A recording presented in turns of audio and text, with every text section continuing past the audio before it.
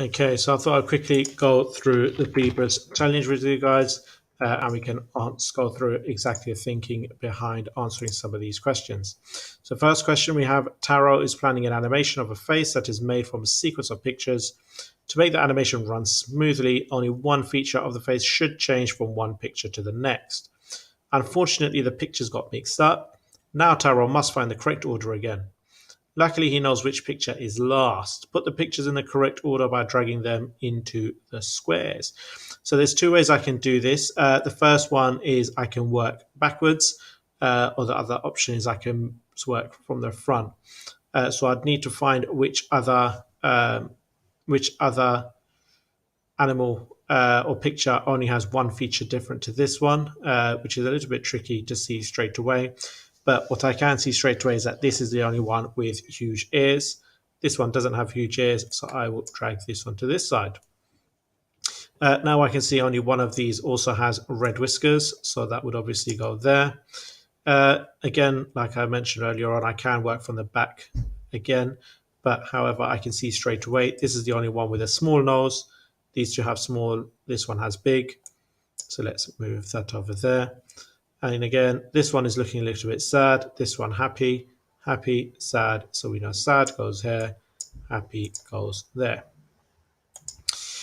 Animal competition. The beavers and dogs had a competition. In total, 9 animals took part. The 9 participants had the following scores: 1, 2, 2, 3, 4, 5, 5, 6, 7. No dog scored more than any beaver. So we know that the dogs are on the left-hand side, the beavers on the right-hand side. One dog tied with the beaver. Okay, so we only have 2 pairs, so the 2, 2 and the 5, 5. So we know that one of them would be a dog and a beaver. There were also 2 other dogs that tied with each other. So we know the dogs also tied, so that means the 2, 2 would have been the dogs, and the 5 would mean that 1 was a dog, 1 a beaver. So we can assume straight away that the 3 on this side were beavers, and the 3 on this side were dogs. And as we can see, there are 6 there. Okay, so the abacus. A number is represented on a Chinese abacus by the position of its beads. The value of a bead on the top part is 5. The value of a bead on the bottom part is 1. The abacus is reset to 0 by pushing the beads away from the center. To represent the number 1746,503, the appropriate beads are moved towards the center of the abacus. So the abacus is reset to 0 by pushing the beads away from the center. So as we can see, anything like this would represent a 0. Anything on the top line would be a 5, and would simply add the units to it. So similar to what we've been doing in binary with base 10, we're just using 5s and 1s on this time. Okay, so what number does the following abacus represent? So we would have a 5 at the top and 2 underneath. That would obviously be a 7, and we can see how that matches up with this one here, just to ensure we're correct. We have nothing in the middle there, similar to the zeros. There we go. That would be a 1, 4, 5, 6, 7, 8, 3, and a 1. So we can save that. Okay, let's go into the animals. 6 animals need to be put in 6 pens. An animal cannot be in a pen that shares a fence with an animal that eats it. The arrows in the diagram on the right show which animals eat each other. So frogs and chickens eat worms. Wolves eat sheep and chickens. Foxes eat chickens. Drag the animals below to the correct pens so that none of the animals get eaten. There may be more than one correct answer. Don't forget to press save. So the first thing I'll look at is which animals are only sort of eaten or eating one other animal. So that's the fox and the frog. So if I look at the maze, I can see that this cell here has 5 other animals sharing the same wall. This one here has the same 1, 2, 3, 4, 5. So it would mean that one of the ones which only shares with, or which only can eat or is eaten by one animal would go into one of the 2 there. So the frog being one of them, I will pop the frog over here. And the one So the frog eats the worm, so the worm should not be touching or sharing a wall with the frog. So we've got the worm there. The chicken, again, should not be with the worm, so we can move the chicken not to any of these two, but to one of these two. Okay, so I need to ensure now that the fox and the wolf are not touching or not sharing a wall with the chicken. So let's start with the fox. Let's put the fox there. Fox has no interaction with the frog or the worm, and the wolf will also go there. The wolf has no interaction with the fox or the frog, and last but not least, we've got the sheep there. The sheep only interacts with the fox, the wolf, and it's not touching there either. Okay, so we can save that and move on. Help Smiley get through the arrow maze and back to his house. When standing on a square with an arrow, Smiley must move to the next square by following the direction of the arrow. Smiley can start from either yellow square with a start flag, so he can either start from one of these two. At the moment, it is impossible for Smiley to reach his house. Your task is to change the direction of only one arrow so that Smiley can follow the arrows to his house. So he must start from this arrow or this arrow. If he was to start from here, he would go straight there, straight back, so that would not work. If I was to change this, again, that would be coming back to him, so none of these two would be the ones to change. Well, this one wouldn't be the one to change anyway. If I was to move this, to rotate this, I could bring that down there, but that is then simply coming back round there. Okay, so we know that these two aren't ones to change. And so we know that he cannot start from here. So we know that he will start from this square, he will come here, down, and again back here. So we need to change something in this so that he gets out of this loop. If he comes here, if we rotate that back up, again, he will come back there. If I was to rotate this, point to this direction, again, he's going to get stuck. So it would not be this one. If we rotate this one to go down, again, constantly rotate back, upwards, rotate back to the right-hand side, he would then go down into the house there. So I would know, basically, by trial and error, I worked out that this one was the correct arrow to change. Okay, so Lena is very happy to discover an ancient table of letters and symbols. This will help her decode the ancient message she found last year. Lena now knows that letters have symbols. Each letter symbol is made from their column and row symbol. The letter H is made like this. So we have this pineapple-looking shape with a three-lined circle inside it, which would make the letter H. Lena can now decode this message. So we have this sort of calendar notebook-looking shape, which would mean one of these with three lines inside it, which mean we start off with an L. Now, do I need to translate this whole message? I already know straight away that it's either love water or love my son.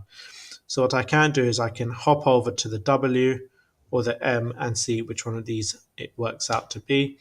In fact, I'm going to head over to the last letter, in this case, which is again this calendar looking shape with the power button, which is an R, so it must be love water. And just for the sake of verification, I will check the second to last, which is this pineapple looking letter with a ring inside it, which is an E, which matches up here. So I'd assume that's love water. Okay, so 2 questions left to go. Arrobots walk. An arrobot is a robot that can follow black lines drawn on a piece of paper. On every line, there is a label which tells it to turn left or right at the next junction. Some labels are already chosen, but there are still some labels left to choose. Jane wants to be able to start her arrobot at A, B, or C. She also wants her arrobot to always end up at the charging station. If the arrobot ends up at A, B, or C, it does not know how to continue and turns itself off. Help Jane finish labeling the lines so that the arrobot always ends up at the charging station. So the first thing we'd see that obviously once B comes down here, we want it to turn left. Okay, And over here with C, we'd want it to turn right. Okay, so this would come down this way and straight down this line. B would do the same. So we know those two are dealt with. A would come down this route as well.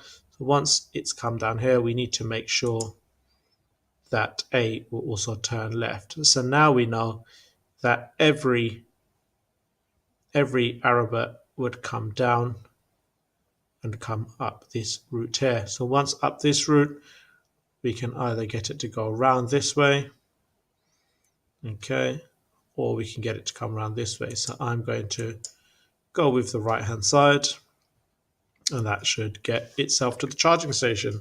But obviously we need to get these two sorted as well.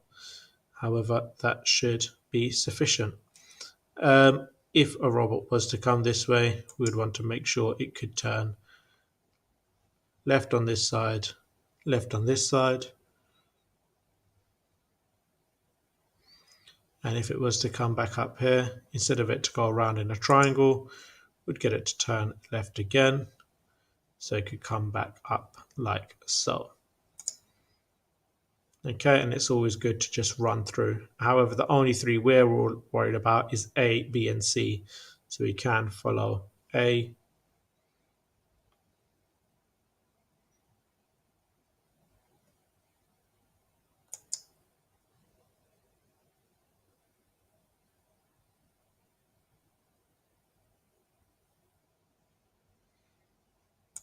okay, so this one should be always coming up there. Following that way, coming back down there. And it will come back round and go in there. Okay, so that should work as well. So let's head over to arrows. In the figure above, the black arrow at A points at one black arrow at B and one white arrow at C. The white arrow at C points at exactly two white arrows. In the figure below, can you change the arrows from black to white or white to black by clicking on them? Your task is to create a set of arrows so that all of the white arrows point exactly at one other white arrow and all black arrows point at exactly two other black arrows. So all white at one other white and all black at one other black. So I'm going to start off here with one of these bottom corners because they are facing into the square, whereas these two here are only focusing in its line. So let's start off with this one.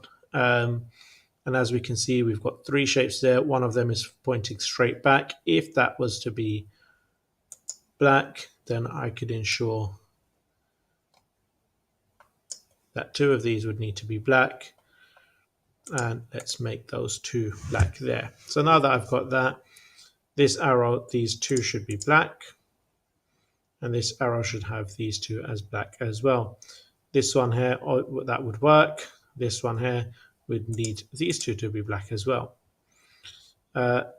If that's the case, these two should be black, which is fine, that works. This should be pointing to two black. And now this pointing to two black, that works. This one should be pointed to two blacks as well. This one should be pointed to two blacks, which works. So now let's go through the whole square. This one pointing to one white, which works. This one white, which works. This one two blacks. This one two blacks. Two blacks, two blacks, two blacks, one white, two blacks, two blacks, two blacks, one white. One white, there's a problem there. One white, that works. One white, that there's a problem there. Two blacks. So we know that all of this is fine apart from these three. Now we know that these two are actually pointing to each other. If I was to make one of these black, then that would mean I would need two of these black, so that would work. However, I now have I have no whites for this one to point to. If I was to make this one black, then that would mean that these two would need to be black, and then we have too many shapes which are black. We'd need one white in there as well. However, I've got this one. If I was to change that, that would work in terms of black. That works in terms of white both ways. And there we go.